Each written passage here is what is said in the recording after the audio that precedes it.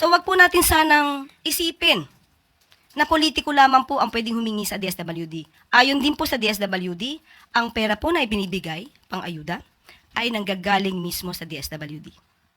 At kung meron mang pong ibinibigay na tulong ang bawat politiko, galing po yun sa kanilang sariling pondo.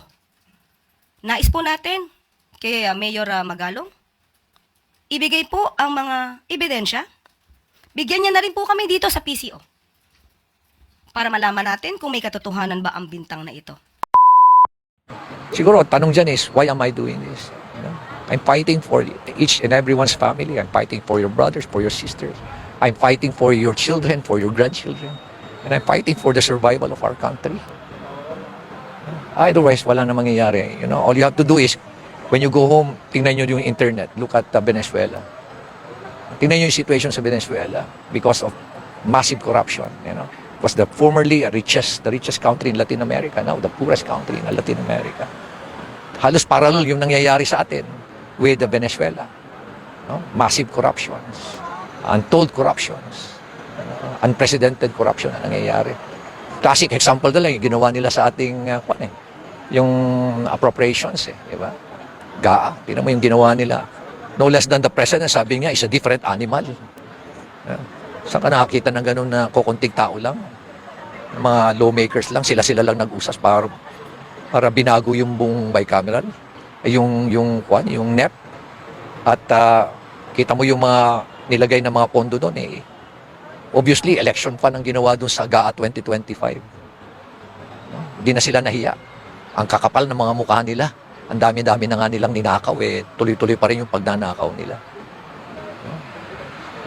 Walang alam mo, ang dami na ngang mabuti na lang, marami nag-iingay na rin sa mga private sector. Pero kung titingnan mo, among the political leaders, ilan lang ang nagsasalita laban sa corruption. Among the senators, sino lang nagsasalita laban sa corruption? Sa congressman, kukunti lang nagsasalita sa corruption. I can only name a few. Katulad yan, si Congressman Marcoleta, nagsasalita. Si Congressman Brother Eddie Villanueva, nagsasalita. Sa mga governors, I still have to hear. Sa mga mayors, ilan lang kami nagsasalita. Ako, si Vico, si Mayor Vico Soto at si Mayor Crisel Lagman. Nandiyan din si Mayor Arnaldo, nagsasalita about corruption. Pero out of 1,600, ilan lang kami. Kaya ngayon, sandali lang kaming gibayin ngayon, portraying us.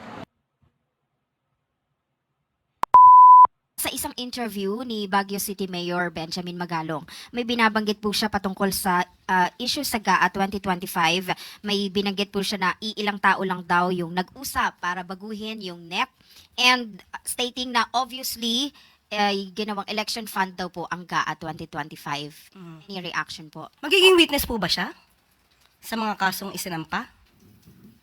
Ginagalan po natin ang pananaw ni Mayor Magalong. Pero mas maganda po sana kung magsasalita po siya ay nandiyan na, nakahain na po ang mga ebidensya na ito ay nagamit sa election fund. Unang-una po, tinawagan po natin ang DSWD na nakipag-ugnayan po tayo para malaman natin kung may katotohanan ang mga sinasabi ni Mayor Magalong. Tanong po natin na ang mga politiko lamang ba ang pwedeng mag-refer sa DSWD kung may naistulungan? Ang sabi po nila, anybody, kahit sino, ay pwedeng humingi ng tulong sa DSWD.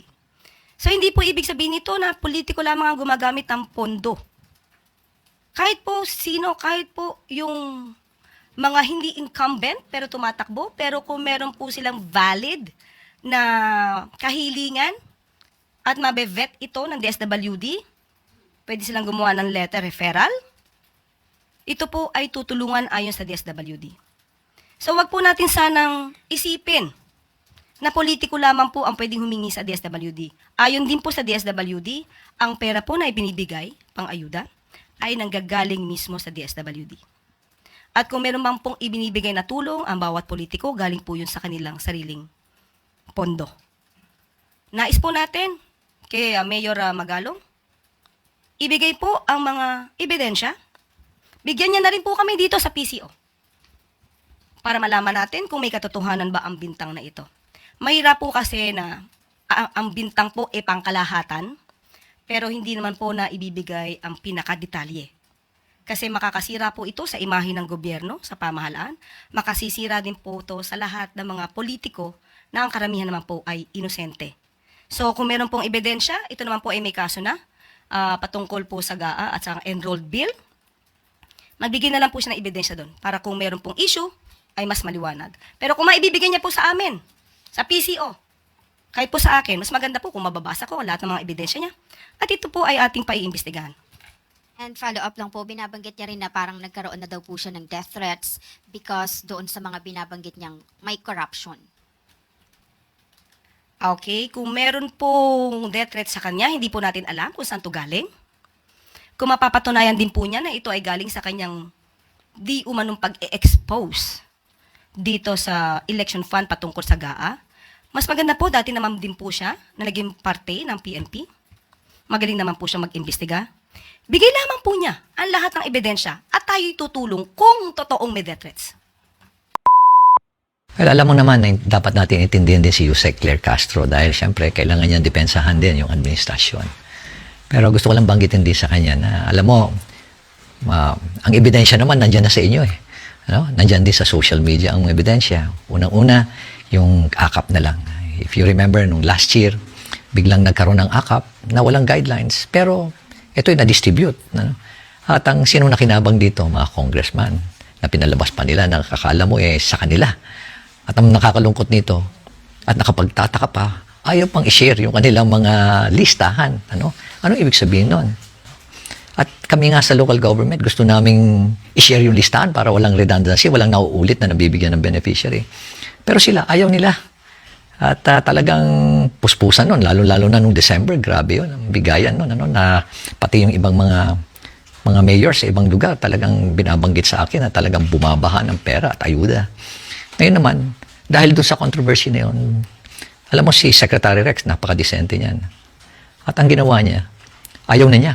Ano? Sabi niya, there will be no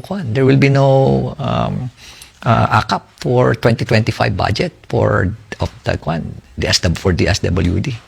But pati siya mismo, he was surprised na after the BICAM, nagkaroon ng AKAP. Hindi naman niya ni-request yan sa NEP.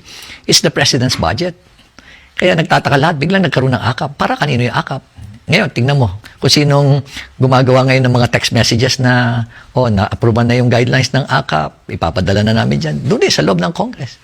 Makikita mo pa doon good day kong, nakalagay pa doon So, ibig sabihin sila na naman. Unang-unang, trabaho nyo gumawa ng batas. Hindi mamigay ng ayuda. Hindi yung lagi na lang puro pagkakapirahan nandiyan kayo lagi. Ano? Nakasawsaw kayo yan basta pagkakapirahan. Okay, yung AKAP, nilagyan nila ng ilang 26 billion pesos. Hindi naman hinihingi.